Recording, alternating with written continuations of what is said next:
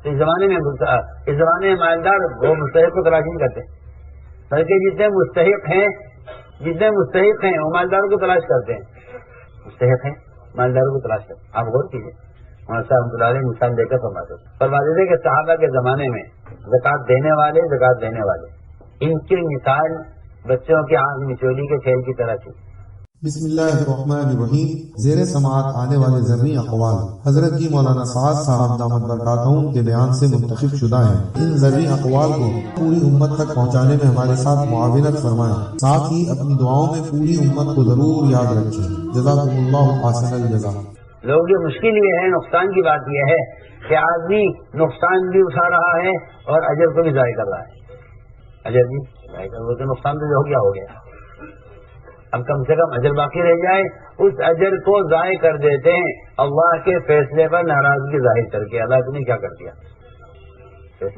فیصلے کی خیر یہ ہے، فیصلے کی خیر یہ ہے کہ آپ اس کے فیصلے پر راضی ہو جائیں، اور فیصلے کا شر یہ ہے کہ آپ اللہ کے فیصلے سے پر ناراضگی ظاہر کریں۔ اس لیے فرمایا، نے کہا جی ہمارا ایمان ہے تبلیغ پر، 5 باتوں پر ہمارا ایمان ہے۔ آپ نے فرمایا یہ بتلاؤ 5 باتیں وہ کیا ہے جو تمہارا عمل ہے؟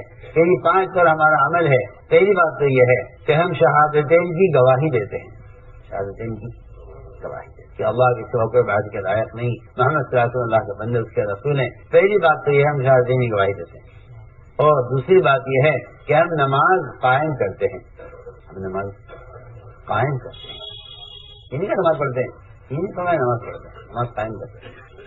نماز کے پڑھنے کی دعوت کافروں کو دی جاتی تھی، لیکن میری بات پر آپ میری بات کو سمجھیں گے نہیں، مجھے معلوم ہے۔ کسی کافر کے سامنے اگر اسلام کو پیش کیا جاتا تھا تو اس سے کہا جاتا کہتے کہ نماز پڑھنی ہوگی اور زکات دینی ہوگی اور روزہ رکھنا ہوگا، بیت اللہ کا حج کرنا ہوگا، یہ ایک کافر کو اسلام پیش کیا جاتا۔ لیکن نماز قائم کرنے کا حکم، اگر آپ قرآن پڑھیں تو آپ کو جہاں بھی ملے گا نماز کے قائم کرنے کا حکم ملے گا مومن کے لیے۔ نماز کے پڑھیے آپ قرآن، جہاں بھی آپ دیکھیں گے وہاں یقیمون الصلاۃ یقیمون الصلاۃ اقیموا الصلاۃ اقیموا الصلاۃ، وہ چیز کس کے لیے ملے گا؟ مومن کے لیے۔ ابراہیم علیہ السلام اولاد مانگ رہے ہیں ربنا لیقیموا الصلاۃ اقیم الصلاۃ، ہر جگہ آپ دیکھیں نبی کا بھی حکم ہے اقیم الصلاۃ، نماز قائم کیجیے۔ تو نماز کے قائم کرنے کے 2 امر ہیں، 2 حکم ہیں۔ نماز کے قائم کرنے کے 2 مطلب ہیں، ایک نماز کو درست کرنا اور ایک نماز کو رائج کرنا۔ یہ دونوں حکم کیا اقامت الصلاۃ میں ہے، نماز کو رائج، نماز کو درست کرنا، 2 حکم ہیں یہ۔ اس لیے فرمایا کہ نماز کو قائم کرو، اور نماز کا قائم کرنا یہ ہے کہ یہ نماز کو منکر سے روک دے۔ اگر نماز منکر سے نہیں روک رہی ہے تو نماز آپ کے قائم نہیں ہے، نماز قائم نہیں ہے۔ یہ کہتے ہیں کہ نماز کو قائم کرو، اور نماز کا قائم ہونا یہی ہے کہ نماز کو منکر سے روک دے، نماز اقیم الصلاۃ کہ نماز کو درست کرو، اس لیے کہ جو نماز قائم ہوگی وہ منکر سے روک دے گی۔ میں آج کیا کرتا ہوں، جس شخص کو اس کی نماز منکرات سے نہیں روک رہی ہے وہ اپنی نماز کے منکرات تلاش کرے، اور نماز کو منکرات وہ دیکھ میری مانے کیا منکر ہے۔ لیکن یہ بات تو طے شدہ ہے، قرآن کا فیصلہ ہے کہ جو نماز قائم ہے منکر سے روک دے گی۔ اگر نماز منکر سے نہیں روکتی ہے تو نماز کے منکرات تلاش کرو۔ کیا نماز منکر ہو سکتا ہے؟ کہ ہاں کیوں نہیں؟ حدیث میں فرمایا کہ نماز سے چوری کرنے والا سب سے بڑا چور ہے، اور صحابہ نے کہا نماز میں چوری کی کیا چیز ہے؟ نماز کوئی مال نہیں، کوئی جائیداد نہیں، کوئی چیز نہیں کہ اس کو چرایا جائے۔ فرمایا کہ اس کے رکوع سجدے کو اطمینان سے ادا نہ کرے یہ نماز کا چور ہے۔ اس لیے فرمایا کہ اپنے منکرات کی وجہ نماز میں تلاش کرو۔ جس کی نماز کامل ہوگی اس کو منکرات سے نفرت ہوگی، جس کی نماز کامل ہوگی اس کو منکر سے نفرت ہوگی۔ اور اگر لوگ جاننا چاہتے ہیں کہ ان کا عمل اللہ کے قابل قبول ہے یا نہیں تو اس کی 2 علامتیں ہیں۔ ایک علامت تو یہ ہے عمل کو قبول ہونے کی کہ عمل کرنے والا اس پر مداومت اور ہمیشگی اختیار کرے، اور دوسری بات یہ ہے کہ عمل کی قبولیت کی علامت یہ ہے کہ 2 نمازوں کے درمیان کا وقت اگر معصیت میں گزرا ہے تو پہلی نماز قابل و قبول نہیں ہوگی۔ سوال اس کا ہے کہ ظہر کی نماز پڑھی تھی، عصر تک وقت کیسا گزرا ہے؟ اگر ظہر عصر کے درمیان کوئی گناہ ہوا ہے تو ظہر کی نماز میں غلطی ہوگی۔ ہم غلطی سے کہتے ہیں، ہم غلطی سے کہتے ہیں کہ رکوع چھوٹ گیا، سجدہ چھوٹ گیا، قرات بھول گئے۔ نہیں، یہ غلطی نہیں ہے، یہ غلطی نہیں ہے، اور نماز کا کمال یہ ہے بھی نہیں، نماز کا کمال یہ ہے بھی نہیں۔ وہ تو جن کی نماز میں اطمینان نہیں ہوتا ان کی نماز بھی منکر ہوتی ہے. ان کی نماز میں جن کی نماز میں اطمینان نہیں ہے ان کی نماز بھی منکر ہے. جن کی نماز میں اطمینان نہیں ہے ان کی نماز منکر ہے. ان کی نماز میں اطمینان نہیں ہے ان کی نماز منکر ہے. اور یہ بات یاد رکھو کہ منکر منکر سے نہیں روکے گا. وہ تو معروفات روکتے ہیں منکرات سے. جن کی نماز میں اطمینان نہیں ہے ان کی نماز منکر ہے. کیونکہ حدیث میں آتا ہے کہ ان کو میلے کپڑے کی شکل میں یہ نماز اس کے اوپر دے کر ماری جاتی ہے. ہماری اپنی نماز سے مطمئن اس لیے ہیں کہ ہماری نماز کا مقابلہ بے نمازی سے نہیں، بے نمازی سے نماز کا مقابلہ نہیں ہے. جس طرح ہمارے ایمان کا مقابلہ کافر سے نہیں ہے اس طرح ہماری نماز کا مقابلہ فاسق سے نہیں ہے. ہماری نماز ایمان کا مقابلہ کافر سے نہیں، بالکل نہیں. ہمارے ایمان کا مقابلہ کافر سے نہیں ہے، ہمارے ایمان کا مقابلہ صحابہ سے ہے. ایمان کا مقابلہ ہمارے ایمان کا مقابلہ صحابہ سے کافر سے نہیں. اور ہماری نماز کا مقابلہ محمد صلی اللہ علیہ وسلم کی نماز سے ہے. اس سے نیچے کوئی نماز نہیں، اس سے نیچے کسی کی نماز نمونہ نہیں ہے. سیدھی سیدھی بات. سب کو ایک حکم ہے، صلو کما رأیتمونی اصلی. نماز تو اس طرح پڑھو اس طرح مجھے پڑھتا ہوا دیکھ رہا ہے. اس لیے نماز میں آپ کا وسلم اور ایمان میں صحابہ نمونہ ہے. ورنہ مسلمان اگر اپنے ایمان کا مقابلہ کافر سے کر رہا ہے تو میں سمجھتا ہوں کہ کوئی پہلوان اگر کسی بیمار آدمی کو پٹخ دے اور پھر سینہ تانے کہ میں جب طاقتور ہوں تو اسے کہا جائے گا تم طاقتور نہیں، تم ظالم ہو. کیوں بھائی بتاؤ؟ کوئی پہلوان کس کو کسی بیمار آدمی کو پٹخ دے؟ قرآن کہہ رہا ہے کہ قلوب مرض، یہ تو بیمار ہیں، تم ان سے کیا مقابلہ کر رہے ہیں؟ منافقین کو قرآن بیمار کہہ رہا ہے کہ تم اپنی نماز کا مقابلہ ایک فاسق سے کر کے سوچ رہے ہو کہ یہ تو پڑھتا نہیں، میں تو پڑھتا ہوں. کہ نہیں، تمہارا مقابلہ فاسق تو ہی نہیں. میں اور آپ مطمئن اس لیے ہے نا کہ جی وہ تو کافر ہے، میں مومن ہوں. آپ کا مقابلہ کافر سے ہے ہی نہیں. کوئی بادشاہ اپنی سلطنت مالیت کا مقابلہ کسی فقیر سے کرے تو بتائیے کہ کیا بادشاہ ثابت ہوگی؟ آپ کسی بادشاہ سے مقابلہ کریں تو پتہ چلے گا کون سا بادشاہ بڑا ہے. آپ کی طاقت کا مقابلہ کسی پہلوان سے کیجیے تب پتہ چلے گا طاقت کس میں زیادہ ہے. کسی بیمار آدمی کو گرا کر آپ اپنی طاقت کا مظاہرہ کریں یہ تو کوئی طاقت نہیں ہے، یہ تو ظلم ہے. یہ کہنا چاہیے. میں کہنا چاہتا ہوں کہ میں اور آپ بھی نماز سے اس لیے مطمئن ہیں کہ آپ ہم بے نمازی کو دیکھ کر اپنی نماز کو کافی سمجھ رہے ہیں. اس لیے میں نے عرض کیا کہ اگر نماز میں اطمینان نہیں ہے تو نماز منکر ہے. نماز حضرت عائشہ کا بھی، حضرت معاذ بن جبل کا اور بعض ائمہ کا مذہب تو یہ ہے کہ جس کی نماز میں اطمینان نہیں ہے اس کی نماز ادا ہوگی ہی نہیں، اس کا نماز دہرانی پڑے گی.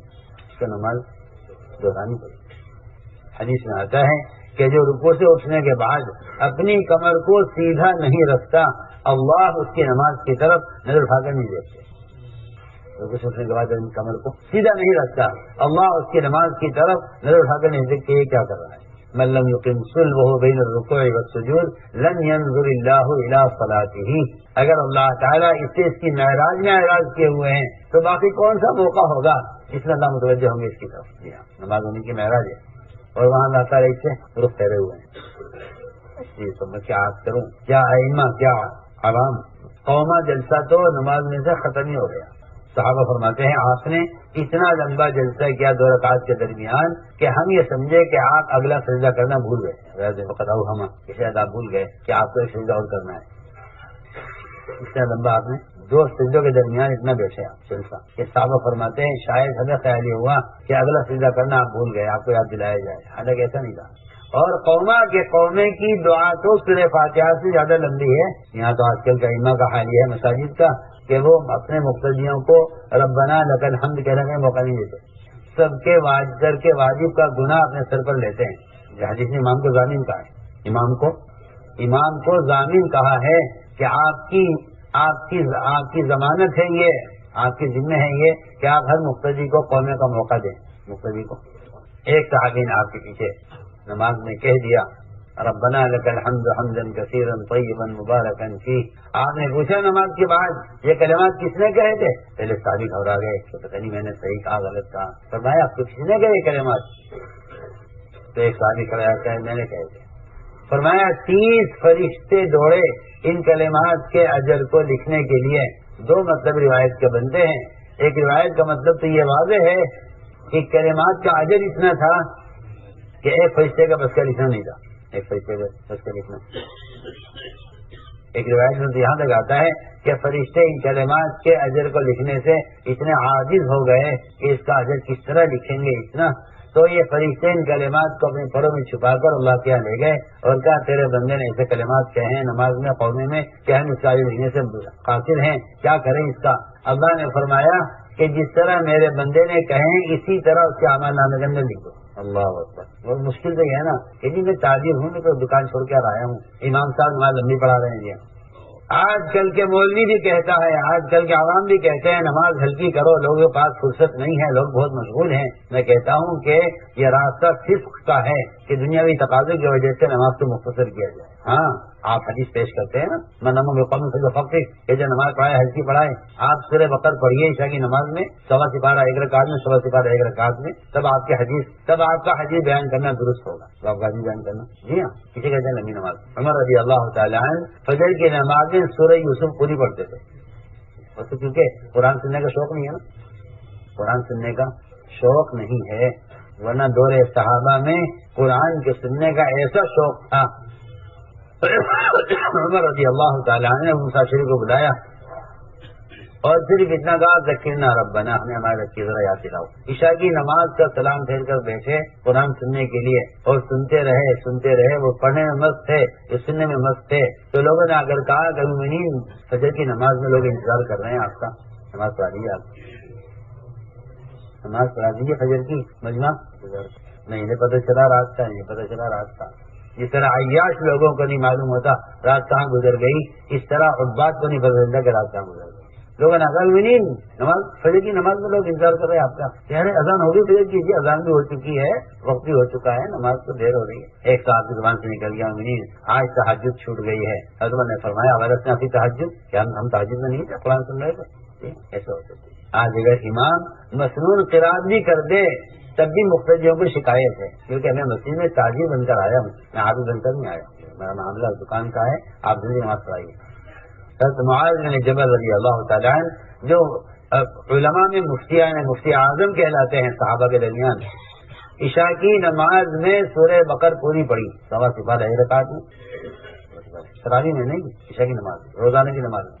ایک صاحب تھکے ہوئے آئے تھے کہیں دور سے، انہوں نے دیکھا یہ تو بہت لمبی نماز ہو رہی ہے، انہوں نے الگ ہٹ کے بھی نماز پڑھ لی، جمع سے نہیں پڑھی، لمبی ہو رہی ہے۔ حضرت معاذ کی نظر پڑ گئی ان پر کہ یہ نماز الگ پڑھ کر جا رہا ہے۔ حضرت معاذ نے نماز کے بعد ان صاحب سے کہا کہ تم منافق ہو گئے ہو، تم کیسے کہہ رہا مجھے منافق، کہ تمہیں جماعت سے نماز نہیں پڑھی تو منافق۔ ایک نماز میں صرف ایک مرتبہ صرف ایسا ہوا، انہوں نے جا کے شکایت کیا سمجھے کہ مجھے معاذ نے منافق کہا ہے، اور میں معاذ کیا بات ہے ان کو تم نے منافق کہا؟ کہ جی ہاں، کیونکہ انہوں نے جماعت سے نماز نہیں پڑھی۔ بات تو ٹھیک ہے، جماعت کی نماز ترک کرنا نفاق ہے، جماعت کی نماز چھوڑ دینا نفاق ہے، آپ نے فرمایا بالکل ٹھیک بات ہے، ٹھیک کہا معاذ تمہیں منافق۔ پوچھا کیا وجہ کیا ہوئی، کیوں پڑھی میں الگ نماز؟ کہ جی انہوں نے عشاء کی نماز میں سورہ بقرہ پڑھی تھی، میں تھکا ہوا تھا بہت، اسی میں نماز الگ پڑھ لی۔ اب میں معاذ تم نے غلط کیا ہے، تمہاری لمبی نماز کی وجہ سے لوگ اکتاہٹ میں پڑ جائیں گے، فتنے میں پڑ جائیں گے، تمہیں چاہیے تھا نماز ہلکی پڑھاتے۔ آج اگر سورہ بقرہ پڑھے گا تو بھی ہم کہیں گے نماز ہلکی پڑھاتے، ہاں۔ اس لیے فرمایا حذیفہ رضی اللہ تعالیٰ عنہ نے ایک 40 سال کے نمازی کو دیکھ کر کہ اگر تیری نماز ایسی ہی رہی تو تیری موت یا تیرا قبر جو ہے اٹھایا جانا حشر کے میدان میں اللہ کے نبی کے دین پر نہیں ہوگا، کہ تیری موت اس دین پر نہیں ہوگی جو دین ہم لے کر آئے ہیں، کیونکہ تیری نماز میں اطمینان نہیں ہے۔ تو میں نے اس لیے عرض کیا کہ نماز کو قائم کرنا یعنی نماز کو درست کرنا، نماز کو درست کرنا۔ اب یہ سن ہمارے اندر صفت یہ ہے کہ ہم نماز قائم کرتے ہیں، رمضان کے روزہ رکھتے ہیں، بیت اللہ کا حج کرتے ہیں، اپنے مالوں کی زکوٰۃ دیتے ہیں، اپنے مالوں کی زکوٰۃ دیتے ہیں۔ زکوٰۃ دینے کا مطلب یہ ہے کہ ہم مستحق کو اس طرح تلاش کرتے ہیں جس طرح ایک نمازی آدمی وضو کے لیے پانی تلاش کرتا ہے۔ آج کل کے تاجروں کو کمانے سے فرصت نہیں ہے، وہ زکوٰۃ کا مال لے کر رکھ دیتے ہیں کہ کوئی آگے صاحب خیر، کوئی خیر کا کام کرنے والا وہ آ کے زکوٰۃ کا مال لے جاوے تاکہ میرا مال کسی خیر کے کام میں لگ جاوے۔ آج کل لوگ اپنی زکوٰۃ کے مال کے لیے خیر کے کام تلاش کرتے ہیں بجائے فقراء کو تلاش کرنے کے، فقراء کو تلاش کرتے ہیں خیر کے کام میں۔ جی ہاں، میرا زکوٰۃ کا مال کسی اچھے کام میں لگ جاوے، میں کیا عرض کروں وہ ابھی زکات دینے والوں کو تلاش کر رہے ہیں، ہم بھی خیر کے کام کرنے والوں کو تلاش کر رہے ہیں۔ میرے پاس بھی آئے صاحب بیچارے بڑی بڑی رقم زکات کو لیتا مجھ سے لائے ہو کہ جی خیر کے کام میں لگ جائے، زکات میری زکات ہے، میری زکات ہے، کسی خیر کے کام میں لگا دو۔ میں نے کہا زکات خیر کام کے لیے ہے ہی نہیں، خیر کے سارے کام مسجد کے اندر کے ہیں اور مسجد میں زکات کا مال لگانا جائز نہیں۔ جتنے بھی خیر کے کام ہے سب، نماز بھی یہاں، تعلیم بھی یہاں، اور مسجد زکات کے مال سے بنتی ہے۔ سب کیا کرو اس مال کا؟ میں نے کہا پہلے اپنے رشتے داروں میں، پھر اپنے پڑوسیوں میں، پھر اپنے محلے میں، پھر اپنے قصبے اور ضلع میں تلاش کرو، اگر وہاں کوئی مستحق ہے تو وہاں اس کا مال وہاں خرچ کرو، مستحق کو تلاش کرو زکات کا مال دینے کے لیے۔ اور جو مال پاک کر لیا تم نے زکات دے کر، جو مال تم نے پاک کیا ہے زکات دے کر، اس پاکیزہ مال کو مساجد بنانے پر، مدارس قائم کرنے پر، تعلیم کی ضرورت پر خرچ کرو۔ جو پاکیزہ مال ہے وہ پاکیزہ کام پر خرچ کرو، جو مال کا میل زکات ہے یہ مستحق پر خرچ کرو۔ یہ تصویر ہے۔ یہاں کہا سارا معاملہ الٹا کیا ہوا ہے کہ زکات کا مال کا میل تو خیری کام پر خرچ ہو، اور جو مال پاک کر لیا ہے زکات دے کر وہ فرنیچروں پر، کوٹھیوں پر، بنگلوں پر، شادیوں پر، اسراف پر، حرام کام میں خرچ کرتے ہیں۔ پاکیزہ مال حلال کام پر خرچ کرتے ہیں مال کا میل میں۔ تو حیران ہوں یہ کیا ترتیب بنائی زکات دینے والوں نے؟ حلال مال خرچ کرتے ہیں حرام کاموں پر، بالکل صاف بات ہے، اسراف حرام ہے۔ پاک کیا ہوا مال خرچ کرتے ہیں حرام کاموں میں، اور مال کا میل خرچ کرنا چاہتے ہیں خیر کے کاموں میں۔ کیا الٹا نظام سوچا ہے، الٹا نظام۔ جو مال آپ نے پاک کیا ہے اس پاک مال کو پاکیزہ کاموں پر خرچ کرو، اور جو مال کا میل ہے، کیا مال کا میل جس کو زکات کہتے ہیں، یہ مال کا میل جو ہے یہ فقراء پر خرچ کرو، کیونکہ یہ مال ان کے لیے مضر نہیں ہے جو فقیر ہے، ورنہ اغنیا تک زکات کا مال پہنچے گا، اغنیا تک زکات کا مال پہنچے گا۔ لوگ خیر کے کام کے چکر میں اغنیا کو زکات دے دیں گے۔ اس لیے فرمایا کہ مال کا میل فقراء کے لیے اور پاک کیا ہوا مال خیر کے کاموں کے لیے۔ تو اس زمانے میں مالدار وہ مستحق کو تلاش نہیں کرتے، بلکہ جتنے مستحق ہیں وہ مالداروں کو تلاش کرتے ہیں، مستحق ہیں مالداروں کو تلاش کرتے ہیں۔ آپ غور کیجیے، مولانا صاحب رحمۃ اللہ علیہ مثال دے کر فرماتے تھے کہ صحابہ کے زمانے میں زکات دینے والے ان کی مثال بچوں کے آنکھ مچولی کے کھیل کی طرح تھی۔ بچے کہتے ہیں کھیل تو چھپن چھپائی، بنا ہوتا ہے کھیل بچوں، 50 بچے ہوتے ہیں اس کھیل میں، اور ایک بیچارہ تلاش کرتا ہے اور تھک جاتا ہے، مر جاتا ہے تلاش کرتے کرتے، سب وہ سب چھپ جاتے ہیں، اور سب کو تلاش کرو، ایک کو گن کر تلاش کرتا ہے وہ چارپائی کے نیچے سے، دروازے کے پیچھے سے، بڑا مشکل کھیل ہے۔ جو جن میں تلاش کرنا ہوتا ہے وہ تھک جاتا ہے تلاش کرتے کرتے۔ صحابہ کے زمانے میں یہ زکات دینے والے اور فقراء کا معاملہ ایسا تھا، فقراء چھپتے تھے اور مالدار ان کو تلاش کرتے تھے، اور جس طرف سے وہ آتا تھا فقراء اس طرف سے چھپ جاتے تھے کہ ادھر آ رہا ہے، کوئی ادھر آ رہے تھے۔ اس زمانے میں کھیل الٹا ہو گیا، مالدار چھپ رہے ہیں، فقراء ان کو تلاش کرو، مالدار چھپ رہے ہیں، فقراء ان کو تلاش کرو۔ اس لیے اللہ نے فقراء پر تو فقر کا دروازہ کھول دیا اور مالداروں پر ٹیکس مسلط کر دیے ہیں۔ یہ میں آپ سے قسم کھا کر کہہ سکتا ہوں، جتنے ٹیکس مسلمان بھر رہا ہے اپنے آمدنی کے، یہ صرف زکات کی رقم کو روکنے کی وجہ سے، زکات مقدار بہت کم ہے، ٹیکس بہت زیادہ ہے۔ کیا آج کل جب اسلام تھا تو مسلمان غیروں سے جزیہ لیا کرتا تھا، آج وہ زمانہ آ گیا کہ جب زکات کو روکا اور سود کو پکڑا تو مسلمان سے ٹیکس لے رہا ہے، مسلمان سے ٹیکس لے رہا ہے، اور مسلمان اور غیر مسلم مسلمان سے ٹیکس لے رہا ہے۔ تم نے زکات کی تھوڑی سی رقم کو روکا، آپ دیکھ لیجیے ٹیکس کتنے طرح کے ٹیکس ہے مسلمان ملکوں میں جا کر دیکھیں، آپ کے وجود کا بھی ٹیکس آ گیا ہے کہ آپ کیوں ہیں، آپ کیوں اتنے جاہل قسم کے لوگ ہیں۔ مسلمان انسانوں کی آبادی کم کرنے کے لیے انسانوں پر ٹیکس لگایا گیا ہے۔ جو مسلمان ٹیکس لیا کرتا تھا وہ مسلمان اسلام ملک میں اپنا ٹیکس دے رہا ہے، بھاگ کے آ رہے ملک چھوڑ کے لوگ۔ کیا بات ہو گئی، ان کو پیسہ کمانے گئے تھے کہ نہیں جی وہاں تو گھر کا ٹیکس تو تھا ہی، اب تو ہمارے بھی ٹیکس ہونے لگا ہے، آپ کا بچہ پیدا ہوا ہے ٹیکس دیجیے۔ جنہیں آپ ترقی یافتہ مالدار ملک کہتے ہیں، میں کہتا ہوں ان سے بڑا فقیر کوئی نہیں ہے، ان سے بڑا ان سے بڑا فقیر کوئی نہیں ہے جو بچے سے ٹیکس لے رہے گے، باہر کا بچے پیدا ہوا ٹیکس دیے۔ عمر رضی اللہ تعالی نے رات کے اندھیرے میں بچے کے رونے کی آواز سنی۔ یہ تھا اس ملک کا نظام جو میں آپ کو بتانا چاہتا ہوں، بچے کے رونے کی آئے حضرت عمر رضی اللہ تعالیٰ نے، اندھیرا تھا، بچہ بہت بلک بلک کے رو رہا تھا، چپ نہیں ہو رہا تھا۔ کہا کس کا بچہ رو رہا ہے یہ؟ میں نے کہا ہاں میرا بچہ رو رہا ہے۔ چھپاؤ، چپ کرو اس کو، پہلاؤ۔ اس نے کچھ کا منہ دبایا، کچھ اسے ہلایا جلایا، حکومت چلے گئے، تھوڑی سر بچہ رویا، پھر تمہارا آئے، پھر آ کر ڈانٹا اس عورت کو، بہت بری عورت ہے تو، تجھے بچہ سنبھالنا نہیں آتا، تیرا بچہ رو رہا۔ اس نے کہا تو نے ہمیں پریشان کر دیا، تو نے ہمیں پریشان کر دیا، بچہ رو رہا ہے کیا کروں؟ کہنے کیوں رو رہا ہے یہ؟ کہنے لگی وہ عورت اندھیرے میں کبھی پہچانی نہیں، کہنے لگی کیوں نہ رو رہی ہے بچہ؟ جو عمر ہے نا، عمر اس نے یہ قانون بنا دیا ہے کہ جب تک بچہ ماں کا دودھ نہیں چھوڑ دے گا اس کا وظیفہ جاری نہیں ہوگا بیت المال۔ تو یہ بچہ ماں کا دودھ نہیں چھوڑ دے گا اس وقت بچے کا وظیفہ بیت المال سے جاری نہیں ہوگا۔ اس عمر کے اس قانون کی وجہ سے میں اس بچے کا دودھ چھڑانا چاہتی ہوں وقت سے پہلے، تاکہ اس کا وظیفہ طے ہو جائے۔ یہ عمر نے کر رکھا ہے، یہ بچہ جو رو رہا ہے یہ عمر کے قانون کی وجہ سے رو رہا ہے۔ عمر رضی اللہ تعالیٰ عنہ وہاں سے روتے ہوئے آئے اور عمر اتنا رو رہے تھے کہ عمر کے فجر کی نماز کی آواز اور قرات سننے میں آ رہی تھی، کیا پڑھ رہے ہیں؟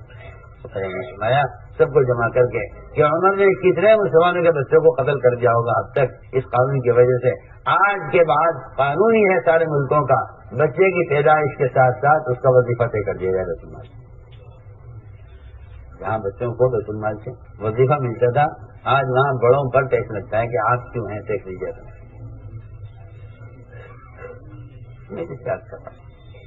جو مسلمان زکات دیتا تھا غیر سے ٹیکس دیتا تھا، جب مسلمان نے زکات کو روکا ہے تو غیر اس سے ٹیکس لے رہے ہیں۔ دیکھ لیجیے فرق، دیکھ لیجیے جزیہ کون لیتے نا؟ مسلمان، اور مسلمان سے ٹیکس غیر لے رہے ہیں۔ تو میرے دوستو عزیزو، ساری مصیبت اس لیے ہے کہ زکات مؤثر ہمارے لیے، اگر زکات صحیح جگہ پہنچ جائے مستحق تک تو زکات کی برکات کو مسلمان برداشت نہیں کر سکتا۔ اتنی زکات کی برکتیں ہیں، اتنی زکات کی برکتیں ہیں کہ مسلمان زکات کے برکات کو برداشت نہیں کر سکتا۔ اس لیے ہم نے عرض کیا کہ وہ سالنے کے لیے ہم زکات ادا کرتے ہیں، یہ 5 فرائض ہیں جس پر ہمارا عمل ہے فرمایا۔ اور 5 باتیں وہ کیا ہیں؟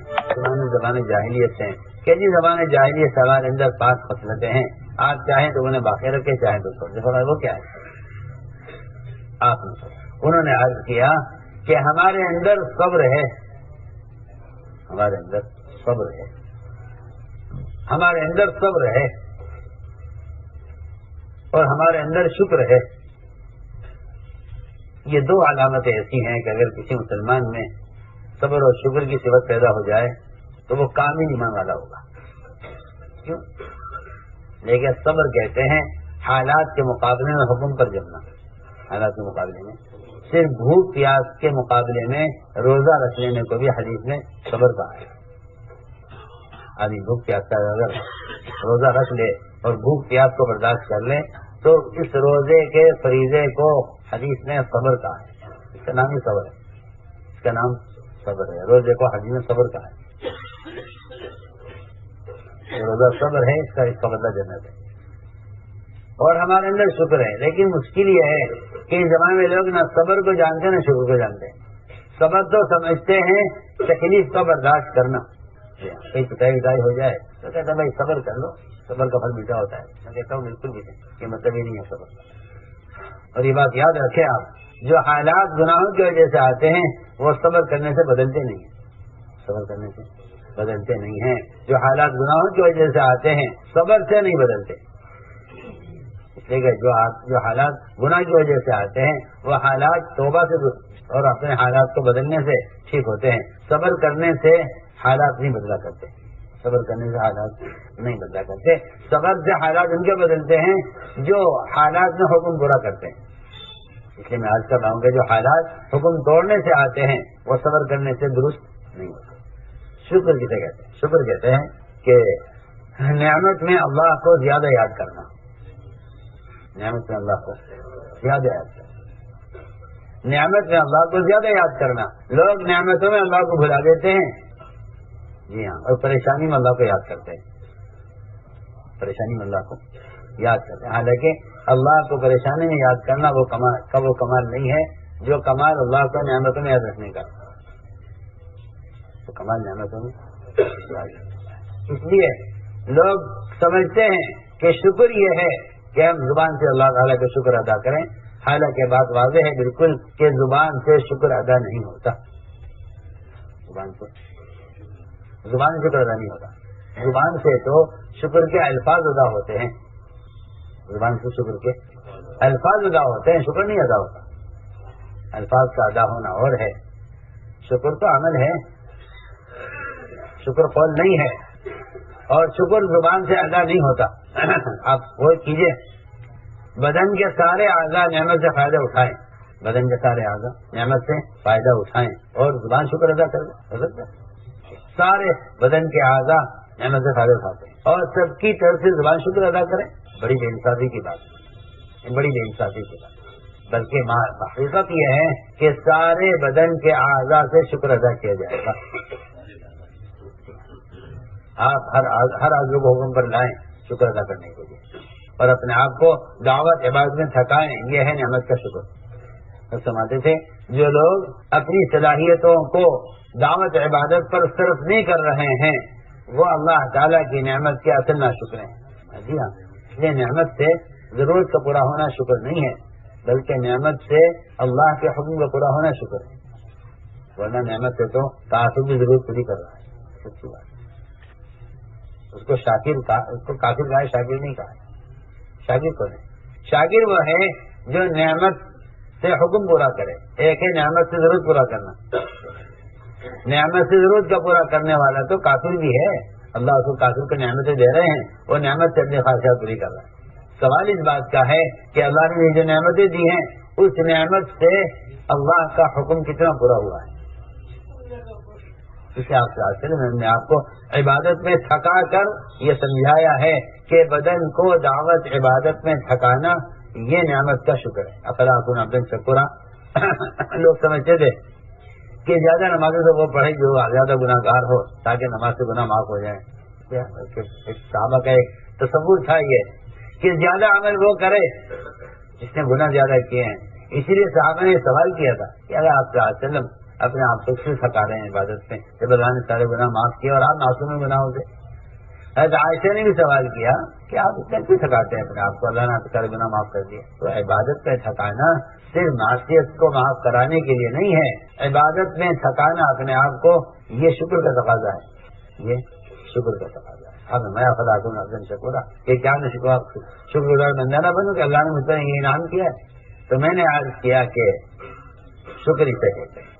شکر اس کو آدمی تو جو نعمتیں اللہ نے دی ہیں ان نعمتوں کو حکم پر خرچ کرے، یہ شکر کا تقاضا ہے. خیر عرض کیا گیا ہمارے اندر ایک صفت یہ ہے کہ ہم جس بات کو طے کر لیتے ہیں اس پر جم جاتے ہیں. ہمارے اندر مداہنت نہیں ہے. ہمارے اندر مداہنت نہیں ہے. استقامت کسے کہتے ہیں؟ استقامت کہتے ہیں حالات کے آنے میں حکم پر جمنا اور کسی حق بات کے کہنے میں مخلوق کی ملامت کی پرواہ نہ کرنا. ہم اس بات کو طے کر لیتے ہیں اس پر جم جاتے ہیں. سر ہمیں کسی کی ملامت یا کسی کا خوف دلانا یہ ہمیں ہماری بات سے ہٹاتا نہیں ہے. اس لیے کہتے ہیں کہ استقامت مخلصین کو حاصل ہوتی ہے کیونکہ مخلصین نہ کسی کی تعریف سے خوش ہوتے ہیں نہ کسی کی ملامت سے غمگین ہوتے ہیں. ملامت سے غمگین نہیں ہوتے اور تعریف سے خوش نہیں ہوتے. اس لیے ان کو استقامت حاصل ہوتی ہے.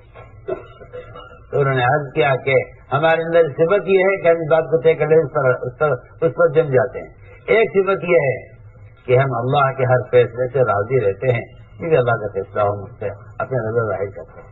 ایک صفت ہمارے اندر یہ ہے کہ اگر ہمارے دشمن پر کوئی مصیبت آ جائے ہم اس سے خوش نہیں ہوتے. ہم اس سے ابن عباس رضی اللہ تعالیٰ عنہ کو ایک آدمی نے گالیاں دی، برا کہا کہ تم مجھے برا کہہ رہے ہو، حالانکہ میں اندر ایک صفت یہ ہے کہ اگر مسلمانوں کے علاقے میں بارش ہوتی ہے تو مجھے خوشی ہوتی ہے. اس لیے دلوں کا نفاق ہے یہ، مسلمانوں پر آنے والے حالات سے خوش ہونا، اگر جو مسلمان تمہارا دشمن کیوں نہ ہو. آپ غور کیجیے، صحابہ کرام ستانے والے کافروں پر آنے والے حالات سے خوش نہیں ہوتے تھے. اس زمانے کا مسلمان پر آنے والے حالات سے خوش ہوتا ہے، کیونکہ یہ اس کا مخالف ہے، یہ اس کا مخالف ہے. انہوں نے کہا جی ہم اندر یہ صفت یہ ہے، اگر ہمارے دشمن پر کوئی مصیبت آتی ہے ہم اس سے خوشی نہیں ہوتی کہ بھائی بہرحال یہ بھی انسان ہے، اس پر مصیبت آئی ہے. آپ نے فرمایا تمہارے اندر وہ خصلتیں ہیں، کہ قریب تھا کہ سب نبی ہو جاتے. اللہ، نہ صحابی فرمایا روایت میں، نہ ولی فرمایا ان کو، بلکہ فرمایا کہ قریب تھے کہ سب نبی ہو جاتے. کاظم یکون انبیاء، فرمایا قریب تھا کہ سب نبی ہو جاتے اپنی اعلیٰ خصلتوں کی وجہ سے. تو میں یہ تو ساری بات کا خلاصہ میرا تو یہ حل کرنے کا کہ میرے دوستو عزیزوں، ہر مسلمان مرد عورت کے ذمے ہے اپنے ایمان کو حدیث پر پیش کرے اور فیصلہ کرے کہ ایمان ہے یا نہیں. دوسری بات یہ جو فرائض کے ادا کرنے پر ہم اسلام کی طرف سے مطمئن ہیں، ذرا غور کریں کہ ایمان ان احادیث سے بکھرا ہوا ہے، اور یہ علامتیں ایمان کی علامت ہے، غیر علامت نہیں پائی جا رہی ہے تو ناقص ایمان ہے. اور اس ناقص ایمان کو کامل کرنے کا حکم ہے. یہ نہیں کہ ایک زائد چیز ہے. لوگ کمال ایمان کو نفل سمجھتے ہیں، کمال ایمان فرض ہے، کمال ایمان فرض ہے. ہم آپ کہاں سو رہے ہیں؟ کمال ایمان فرض ہے اور لوگ کمال ایمان کو نفل سمجھتے ہیں. میرا سن آئی نہیں آئی؟ لوگ کمال ایمان کو نفل سمجھتے ہیں. یعنی ایسے تو ایمان اتنا ہونا تو فرض ہے، باقی اس سے زیادہ کسی کے پاس ہو تو ہوگا پہلے ٹھیک ہے، نفل ہے.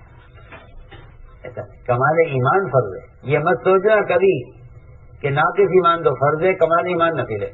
اور ایمان کامل نہیں ہوتا جب تک مسلمان کا حلیہ سنت کے مطابق نہ ہو. میں قسم کھا کر کہہ سکتا ہوں، جو لوگ سنت کے حلیہ پر نہیں ہیں، پکی بات ہے. اور صاف فرما گئے کہ جن کا حلیہ سنت کے مطابق نہیں ہے ان کا ایمان میں فرق ہے، ان کے ایمان میں فرق ہے، وہ ناقص ایمان سے راضی ہوگا.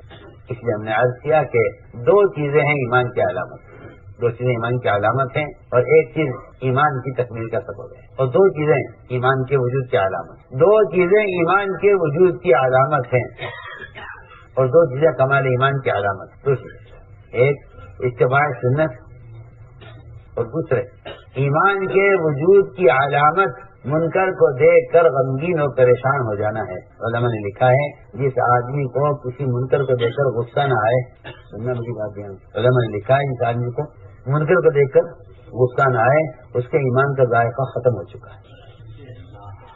سمجھ گئے؟ اس آدمی کو غصہ نہ آئے اس کا ایمان کا ذائقہ، وہ اس کا ایمان کا مزہ ہی بدل چکا ہے. وہ بیمار ہے، وہ بیمار ہے. آپ کسی بخار کے آدمی کو شکر کھلائیے تو رہے گا کڑوی شکر لائے ہوگی. اس طرح ایک بیمار کے زبان کا ذائقہ اتنا بدل جاتا ہے کہ اس کو شکر کڑوی معلوم ہوتی ہے. اسی طرح بیان کرنا چاہتا کہ جو شخص منکر کو دیکھ کر ناراض نہ ہو اس کا ایمان کا ذائقہ ختم ہوتا ہے. کیوں؟ اس لیے کہ یہ سب سے کمزور ایمان کی علامت ہے، یہ سب سے کمزور ایمان کی علامت ہے. ضعیف ترین ایمان اس آدمی کا ایمان ہے جو منکر کو دیکھ کر صرف غمگین ہوتا ہو. منکر کو دیکھ کر صرف زبان سے تو کچھ نہیں کہہ رہا ہے لیکن دل سے غم کر رہا ہے. یہ اس کا مطلب یہ کہ اس کا ایمان ضعیف ترین ایمان ہے، اس کا کمزور ترین ایمان. سوچیے نا، میں آپ کا غور کرنے میں کیا کہہ رہا ہوں. ضعیف ترین ایمان اس شخص کا ہے جو صرف منکر کو دیکھ کر دل سے غمگین ہو رہا ہے. اگر وہ دل کے ذریعے اس کو بدلنا چاہتا ہے، اگر دل کے ذریعے بدلنا چاہتا ہے، دل کے ذریعے بدلنے کے دو مطلب ہیں. ایک دعا کے ذریعے بدلنا چاہتا ہے، ایک غم کے ذریعے بدلنا، اے اللہ اس منکر کو ختم کر دے. دوسری بات یہ ہے کہ نہیں چلیے اس کے دل میں اس بات کا دکھ ہے کہ ہاں یہ منکر غلط ہو رہا ہے، یہ نہیں ہونا چاہیے. صرف اتنی بات دل میں ہے کہ یہ نہیں ہونا چاہیے، غلط ہو رہا ہے. یہ کمزور ایمان کی علامت ہے. حدیث میں یہ ہے ذالک اضعف الایمان کہ سب سے کمزور ایمان مومن کے دل کا متاثر ہونا ہے گناہ کو دیکھ کر. درمیانہ ایمان یہ ہے حدیث میں کہ اس کو منکر کو دیکھ کر زبان سے اس منکر کو ختم کرنے کی کوشش کرے. زبان سے منکر کو کرے زبان سے. وہ کیسے ہوگا؟ کیونکہ زبان سے منکر کو ختم کرنے کا جو سنت طریقہ ہے, زبان سے منکر کو ختم کرنے کا جو سنت طریقہ ہے وہ یہ ہے کہ اس منکر کرنے والے کو معروفات پر لے آؤ. منکر کرنے والے کو, گناہ کرنے والے کو نماز پر لے آؤ. کیونکہ بے شمار گناہ وہ ہیں جو نماز چھوڑنے کی وجہ سے ہوتے ہیں. جب نماز کا چھوڑنا کفر اسلام کے درمیان کی آڑ کو ختم کر دیتا ہے, پھر کبائر کا ہونا کیا مشکل ہے؟ کبائر کا ہونا کیا مشکل ہے؟ ایک آدمی سے کبیرہ گناہ ہونے کیا مشکل ہے جب اس کے کفر کے درمیان کی آڑ ختم ہو گئی. اس لیے ہم کہتے ہیں کہ منکر سے روکنا مقدم نہیں ہے, معروف پر لانا مقدم ہے. معروف پر لانا مقدم ہے کیونکہ عموم مقدم ہوتا ہے خصوص پر. منکر سے روکنا تو مشروط ہے. علم یستطیع بلسانی علم یستطیع بقلبی, لیکن کسی کو نیکی پر آمادہ کرنے کے لیے استطاعت شرط نہیں ہے. نہ علم شرط ہے, نہ عمل شرط ہے, نہ طاقت شرط ہے, نہ سلطنت شرط ہے, کچھ نہیں ہے. کمزور سے کمزور مسلمان دوسرے مسلمان کو نماز کی دعوت دے سکتا ہے. آج نماز پڑھ لیں. اور یہ بات یقینی ہے کہ معروفات میں منکر سے روکنے کی وہ طاقت ہے جو نہ تعزیرات میں ہے, نہ حدود میں ہے, نہ سزا میں ہے, نہ قوانین میں ہے. کسی میں وہ طاقت نہیں ہے. کسی میں وہ طاقت منکر سے روکنے کی نہیں ہے جو طاقت منکر سے روکنے کی کس میں ہے؟ معروفات میں ہے. بہت اہم بات ہے. اس لیے قرآن نے حدیث نے ہر جگہ امر معروف کو مقدم کیا ہے. کیوں؟ اس لیے کہ امر معروف کے اندر منکر چھپا ہوا ہے.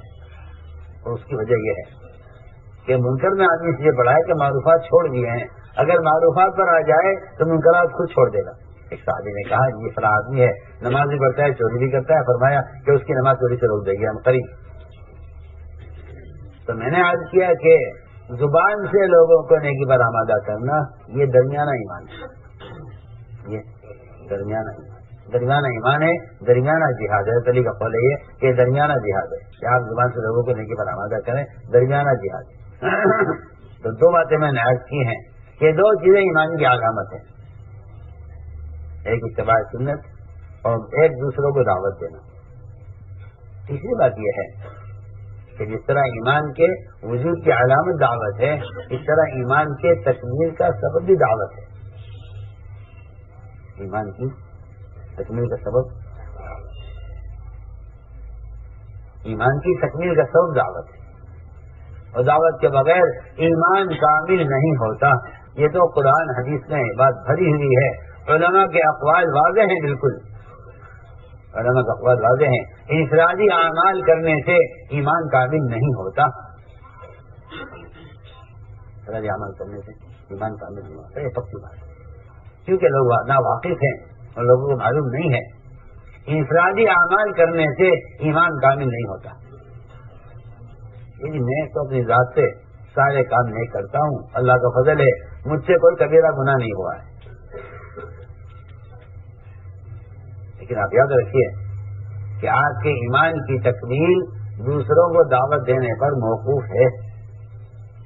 آپ کے ایمان کا کمال بہت کام کی بات ہے. یہ بہت کام کی بات ہے. ہم آپ سے عرض کر رہے ہیں ہر مسلمان کے اپنے ایمان کا کمال دوسروں کو معروفات پر آمادہ کرنے پر موقوف ہے.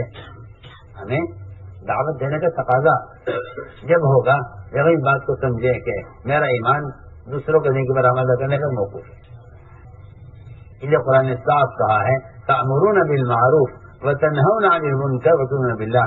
اگر ایمان باللہ چاہتے ہو کمال کے ساتھ تو پھر اس کا راستہ یہ ہے کہ آپ دوسروں کو نیکی پر خود آمادہ کریں. آپ دوسروں کو نیکی پر خود آمادہ کریں.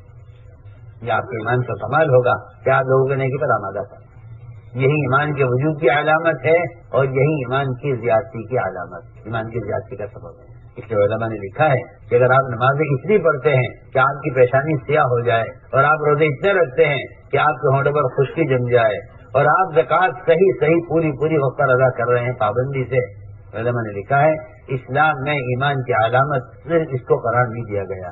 اسلام میں ایمان کی علامت یہ ہے کہ آپ دوسروں کو نیکی پر آمادہ کرتے ہیں، ہم دوسروں کو نیکی پر آمادہ کرتے ہیں، ہم اسے اس طرح سے بات کرتے ہیں کہ اس ساری نقل و حرکت کا اور اس ساری چلت پھرت کا اور اس خروج کا اصل مقصد ہی امر معروف نہی عن منکر کے فریضے کو ادا کرنا ہے۔ آپ علم کو حاصل کرنے کے لیے آپ اس کے لیے اپنا وقت فارغ کرتے ہیں، اس لیے اس طرح ایمان کی تکمیل کے لیے دعوت اللہ کے واسطے اپنے وقت کو فارغ کریں، کیونکہ اس ساری نقل اگر آپ کا خیال یہ ہے کہ بات ہی جو پہنچانی ہے نا، اس کے لیے سننے کی ضرورت ہے۔ سنیے، اگر آپ کا خیال یہ ہے کہ دین کی باتیں جو پہنچانی ہے نا، اس کے لیے سننے کی ضرورت ہے کہ آپ پہلے یہ ثابت کیجئے اور کوئی ایسا راستہ نکالیے کہ بھئی نماز کے افعال ہی تو ہونے ہیں نا، اس کے لیے میرے بدن کے استعمال کی کیا ضرورت ہے۔ اگر کوئی ایسی مشین تیار ہو جائے، اگر کوئی ایسی کوئی مشین تیار ہو، آج کل کے زمانے میں کوئی مشکل نہیں ہے، ایک سے ایک کھلونے بن رہے ہیں، ٹیکنالوجی وہیں سے کہیں پہنچ چکی ہے۔ اگر کوئی ایسا کھلونا تیار ہو جائے جو نماز کے سارے ارکان سارے افعال پورے کر لے، تو بتائیے کیا وہ آپ کی نماز کا متبادل ہو سکتا ہے؟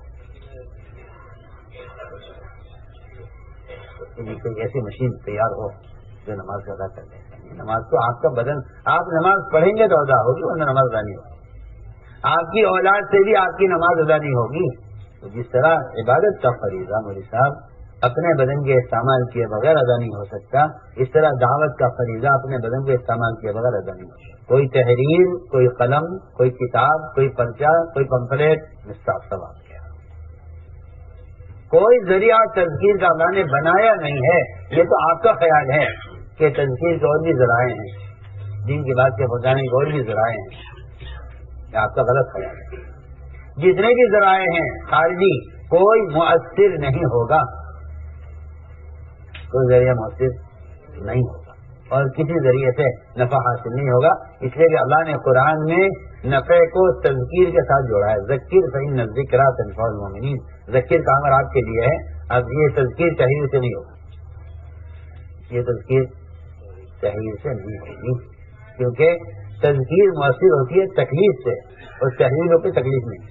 میری بات نہیں آ رہی، تذکیر مؤثر ہوتی ہے تکلیف سے، اور تحریر یعنی ابھارنا، لوگوں کو دعوت دینا، رغبت دلانا، یہ مؤثر ہوتی ہے تکلیف سے۔ آپ غور تو کیجیے، آپ کا تو خیال یہ ہے کہ بھئی قلم کے ذریعے بات پہنچاؤ، دین پھیلاؤ، قلم کے ذریعے دین پھیلاؤ۔ حالانکہ اگر آپ پیچھے جائیں صحابہ کے دور کی طرف تو آپ کو دین کو پھیلانے کے لیے قلم نہیں ملے گا بلکہ قدم ملے گا۔ پہلے گئے عراق والوں نے کہا جی ہمیں وضو کا طریقہ بتا دیجیے، فرمایا لا لوٹے میں پانی، لوٹے پانی لے کر عمل کر کے دکھلایا، وہاں عراق جا کر۔ تو میں عرض کرنا چاہتا ہوں کہ تحریر سے تذکیر نہیں ہوتی، بلکہ تحریک سے یعنی حرکت میں آنے سے تذکیر مؤثر ہوتی ہے۔ آپ چل کر جائیے ان کے پاس، آپ چل کر جائیے ان کے پاس، آپ انہیں جا کر دعوت دیجیے، اس لیے کہ میں عرض کر چکا ہوں جس طرح بدن کے استعمال کے بغیر عبادت کا فریضہ نہیں ادا ہو سکتا، اس طرح بدن کے استعمال کے بغیر دعوت کا فریضہ ادا نہیں ہو سکتا۔ سیدھی سیدھی بات ہے۔ آپ پہلے نماز کے فریضے کو ادا کر کے دکھلائیے کسی ذریعے ہو نہیں سکتا۔ نماز آپ پڑھیں گے تو ہوگا، روزہ آپ رکھیں گے تو ہوگا روزہ، آپ حج کریں گے تو حج ہوگا۔ ساری عبادتیں بدنی ہیں۔ اسی طرح میں حج کرنا چاہتا ہوں کہ دعوت ایک بدنی عبادت ہے، دعوت ایک بدنی عبادت، اس لیے نقل و حرکت سے کوئی متبادل نہیں، نقل و حرکت کا کوئی متبادل نہیں۔ اللہ کے راستے میں نکلنا اللہ کا امر ہے، اللہ کا امر ہے، حکم ہے، اللہ کیسے نکلتے ہیں؟ اور اس امر کے چھوٹنے پر اللہ کی طرف سے عذاب کی دھمکیاں قرآن میں، حدیث میں، صحابہ کے اقوال میں بے شمار ملیں گی۔ آپ یہ سمجھتے ہیں کہ وہ تو قتال میں اگر نہیں نکلو گے تو عذاب ہوگا، جہاں قتال کا شبہ بھی نہیں ہے وہاں بھی نکلنے میں تاخیر پر عذاب کی دھمکی ہے۔ کیوں؟ اس لیے کہ دیکھو سننا ہماری بات، دعوت کا چھوڑنا معصیت ہے، دعوت کا چھوڑنا معصیت ہے، جس طرح نماز چھوڑنا معصیت ہے اس طرح دعوت چھوڑنا معصیت ہے۔ ہم تو سمجھتے ہیں کہ گشت ہے، گشت کر لو اچھا ہے، نہ کرو تو کوئی ایسی بات نہیں ہے۔ حالانکہ گشت امر معروف نہی منکر کے فریضے کو ادا کرنے کے لیے ہے، اس لیے ہے گشت، امر معروف نہی منکر کے فریضے کو ادا کرنے کے لیے، اس فریضے کو ادا کرنے کے لیے گشت ہے۔ اگر کوئی کہا جائے اگر یہ کہا جائے کہ گشت کرو گے تو ایمان کامل ہوگا، تو بیچارے بعض لوگوں کو اس پر اعتراض ہوتا ہے کہ بھائی گشت سے ایمان کے کامل ہونے کیا تعلق ہے؟ گشت سے ایمان کے کامل ہونے کا کیا تعلق ہے؟ کیونکہ آپ کو معلوم ہی نہیں گشت کس لیے ہوتا ہے، اس لیے آپ کو گشت سے ایمان کے کامل ہونے کا کوئی رشتہ، کوئی تعلق آپ سے نہیں آتا، آپ اس لیے انکار کر دیتے ہیں کہ نہیں غلط کہہ رہے ہیں یہ لوگ۔ پہلے آپ معلوم کیجئے گشت کا موضوع کیا ہے، گشت کس لیے ہے کہ گشت امر معروف نہی منکر کے فریضے کو ادا کرنے کے لیے۔ اگر آپ یہ کہہ دیں گے کہ گشت کے بغیر ایمان کامل نہیں ہوتا تو اسی سی بات جا کے لوگ پوچھیں گے مفتی صاحب سے کہ جی وہاں یہ بیان ہو رہا تھا ٹھیک ہے، کہنے کا غلط ہے، کیا کہیں گے وہ تو غلط کہا ایسا نہیں۔ اور اگر جا کے پوچھو کہ کیا مفتی صاحب یہ بتلائیے کہ اگر ایک مسلمان امر معروف نہیں کرے گا اور نہی منکر نہیں کرے گا تو کیا اس عمل کے چھوڑنے سے ایمان میں کمی آئے گی؟ یہاں آئے گی۔ کیوں؟ اس لیے کہ قرآن میں صاف ہے کہ دوسروں کو معروفات پر آمادہ کرنا، دوسروں کو نیکی پر لانے کی کوشش کرنا اور دوسروں کو منکر سے بچانے کی کوشش کرنا یہ ایمان کی تکمیل کا سبب ہے، یہ لکھا ہوا ہے حدیث میں، قرآن میں بے شمار ملے گا جگہ جگہ۔ اگر اتنی بات کہہ دی جائے کہ گشت کے بغیر ایمان کامل نہیں ہوتا تو لوگ کیا کریں گے؟ انکار کر دیں گے، غلط کہہ رہے ہیں۔ میں تمہیں ایک شعر سناتا ہوں، شاید تمہارے سمجھ میں آ جائے بات۔ ایک شعر مشہور ہے، مگر تو باغ میں جانے نہ دیجو کہ ناحق خون پروانے کا ہوگا، مگر تو باغ میں جانے نہ دیجو کہ ناحق خون پروانے کا ہوگا۔ اب جو ہمارے جیسے بے عقل ہیں وہ اس شعر کو سنتے ہیں یہ کیا بکواس، اس سے اگر شہد کی مکھی باغ میں چلی گئی، چمن میں چلی گئی شہد کی مکھی، تو اس سے پروانے کو کیا، پروانہ کیوں قتل ہوگا؟ اس سے کیا تعلق ہے؟ اگر شہد کی مکھی باغ میں چلی گئی تو پروانہ قتل ہو جائے گا، چھوڑ دو نا، تو اس سے پروانے کے قتل ہونے کا کیا تعلق ہے؟ جیسے آج کل لوگ کہتے ہیں گشت ایمان کا کیا تعلق ہے؟ اس سے کہا جائے گا ارے بے وقوف آدمی، تجھے شہر کا ذوق نہیں ہے تو اس پر غور کرے گا تو پتہ چلے گا کہ جب یہ شہد کی مکھی چمن میں جائے گی اور یہ وہاں رس چوسے گی اور وہاں سے رس چوس کر پھر یہ لا کر اپنے چھتے میں شہد تیار کرے گی، اس شہد کے ساتھ ساتھ اس میں موم بنے گا، پھر اس موم کی موم بتی بنے گی، اس سے شمع جلے گی اور شمع پہ پروانے آئیں گے تو پھر پروانے اس شمع پر جلیں گے، ایسے ہی۔ اب اگر کوئی کہے کہ بھائی مکھی کو، شہد کی مکھی کو باغ میں آنے نہ دو، کیونکہ باغ میں آئے گی اور یہاں سے شہد رس چوسے گی، پھر وہاں شہد بنے گا، پھر شہد کے ساتھ موم بنے گا، موم کی موم بتی بنے گی اور شمع جلے گا، شمع جلے گی تو اس کو پروانے آ کے مریں گے، تو کہے گا نا ہاں بھائی بات ٹھیک ہے۔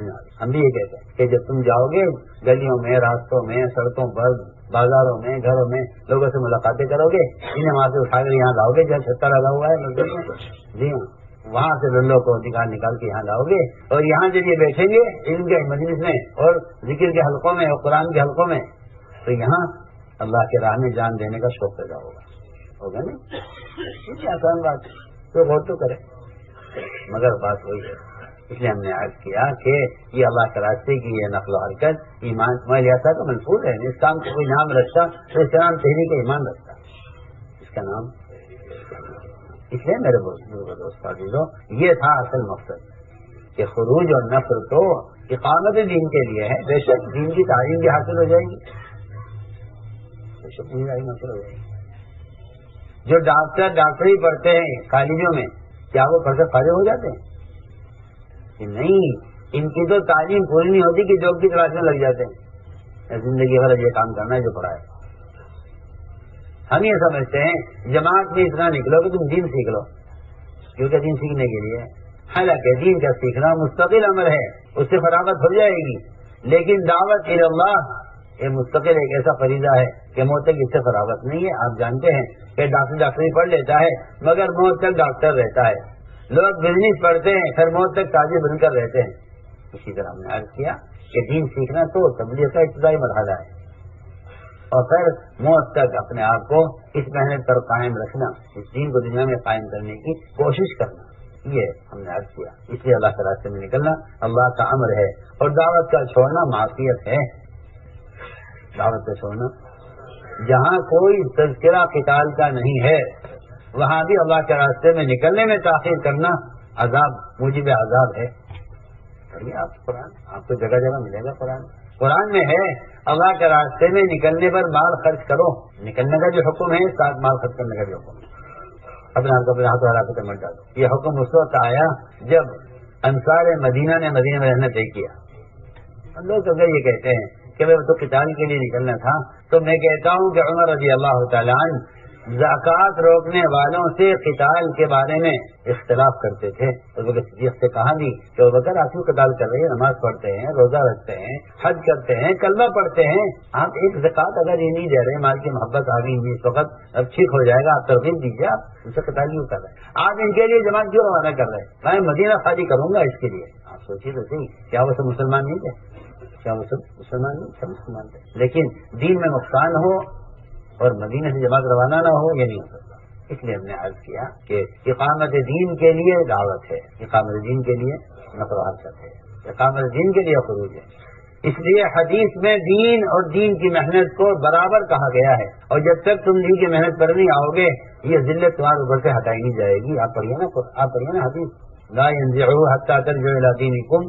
بات شروع ہو رہی ہے دین کی محنت سے اور ختم ہو رہی ہے دین کے رد پر. آپ اس سے اندازہ کر لیجیے. اذا تبايعتم بالعين واخذتم اعناب البقر ورضيتم بالزرع سلط الله عليكم ذلا. بڑھیا, مسلمان کے ذلیل ہونے کا سبب حدیث میں دین کے محنت کا چھوڑنا مسلمان کی ذلت کا سبب بیان کیا گیا ہے. بڑھیا حدیث.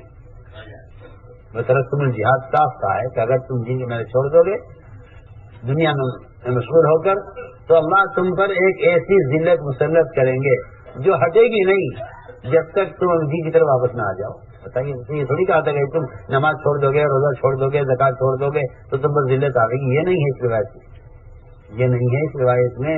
اس روایت میں صرف جہاد کا لفظ ہے, صرف جہاد کا لفظ, کہ اگر تم دین کی محنت چھوڑ دو گے تو تم پر ذلت مسلط ہوگی اور یہ ذلت ہٹے گی نہیں تم سے. لا ينزعوا حتى ترجعوا الى دينكم. پر یہ آپ حدیث عجیب روایت ہے. بات شروع ہو رہی ہے جہاد سے, ختم ہو رہی ہے دین پر.